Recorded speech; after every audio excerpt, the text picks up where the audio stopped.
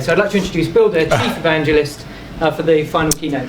Michael called me up a couple of months ago and asked me if I'd entertain the notion of coming and presenting at this particular seminar. And I said, well, yeah, I'd love to. What would you like me to do? And he said, well, whatever you'd really like to do, but we'd like you to be educational, a bit provocative, and could you be funny?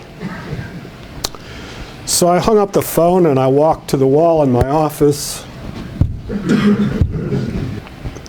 I've been in the contact center for a very long time, and I presume that many of you have as well. Running an excellent call center is simply not enough anymore. And so the challenge for you is the challenge that Verint has undertaken for itself.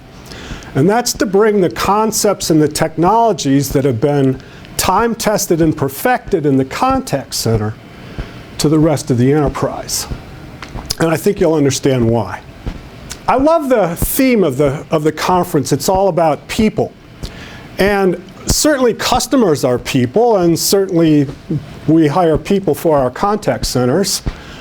But we also hire people that work in the back office in the enterprise, and we also hire people that work in branch retail establishments, if you're a mobile operator or a bank, for example.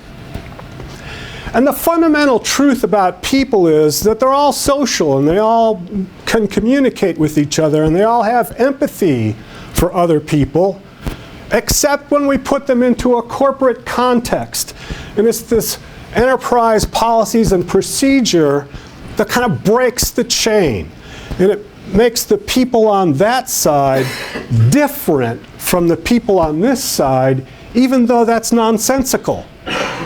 Our employees are also customers. They may not be our customers, but they're customers of other organizations. And so, I mean, it's sensible to expect that they have a natural sense of empathy about what it is to be a customer and what customers are looking for. It's those policies and procedures, I think, that prevent that from happening. There's an allegedly African proverb that says it takes an entire village to raise a child. And so let me paraphrase that. It takes the entire enterprise to truly satisfy a customer and develop trust. A word that I've heard several times during this seminar, and a word that you don't hear very much about anymore. In fact, you can make an argument that social media grew simply because none of us could no longer trust what organizations were telling us about their products and services. I travel to China a lot these days because that's where the market is developing for contact centers.